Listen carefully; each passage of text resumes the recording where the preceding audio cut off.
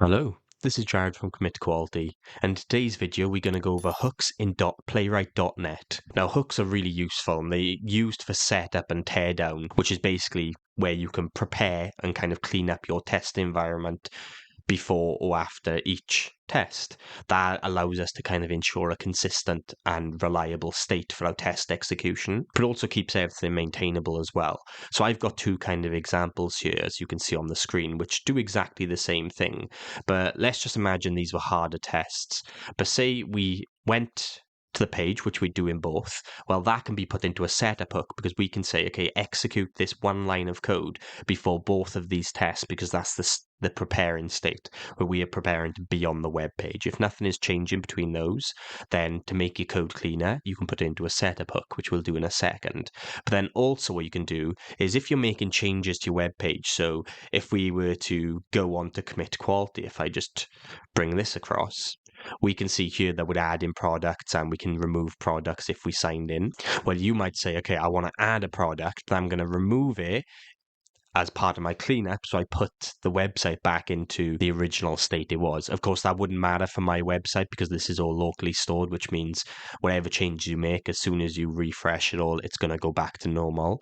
But in a real world application, you'd assume that there's a database behind things, and whatever you do is going to impact that. So you might want to clean up after things, and that's where teardown will come into it. Now, I'm just doing a really simple example of this just so you can understand hooks, but this is kind of where you'd actually start using them and bring them into your test to make sure that you're cleaning up everything you need to, but also setting up whatever else you need. So let's jump right into that. And so we can see we've got the two tests here.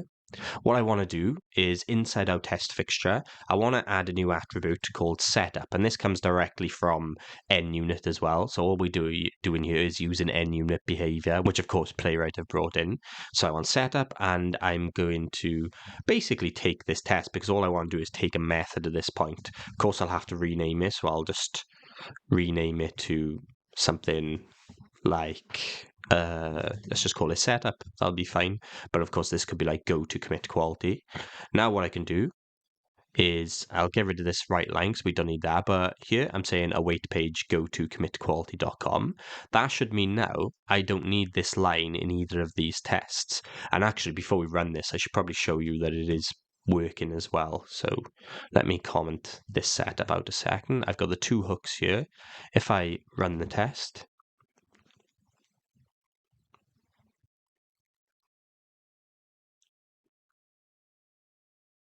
on another screen they both popped up, and you can see the output is commit quality. So if this wasn't working, so let's take this one. If I comment out this go to statement here, if I now rerun the example test, we should see that when we do the console.writeLine, we won't have commit quality.com output because it's not on that page. There we are, it's on blank. So we know that's working fine. So what I can go do is let's uncomment this setup code, which means this method with the setup attribute needs to run before each test inside our test fixture. So I should be able to say, get rid of this and get rid of this. And both tests should still work as expected, where we should be seeing commit quality like we did in this example here, because all I've done is move that line of code, which was repeated in both tests, and it was the setup of the tests. So let's rerun this. Here we are, we got commitquality.com, and then we have commitquality.com down here. So that's how easy it is with the setup. Now let's do the teardown as well then. So I'm going to copy all of this because we're only going to change a few things. I like doing it below, but some people might prefer doing it together with the setup. But I'm going to say teardown here. I'm going to rename the method to teardown. And now I can do my cleanup. So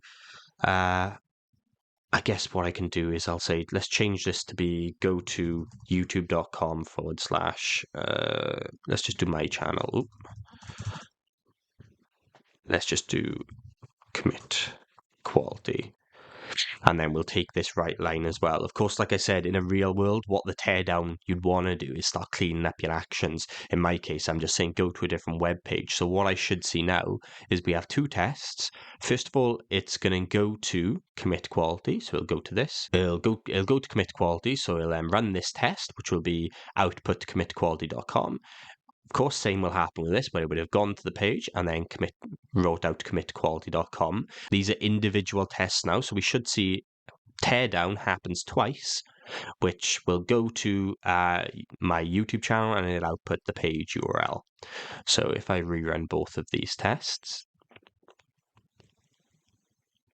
we should see two console outputs, one go into commitquality.com and one go into the YouTube channel. So if I click into here you are, you've got the first one, and the second is a consent one, of course, because we're trying to go directly to the page, and it's kind of redirect us to say make sure we check all the consent boxes, and it'll be the same there. So we can see that teardown has happened twice for each individual test because they're in their isolated context there. Just to prove that as well, what I can do is put a breakpoint on setup, and I'll put a breakpoint on teardown. Oh, of course, not rerun, it's debug. So first of all, we go into setup.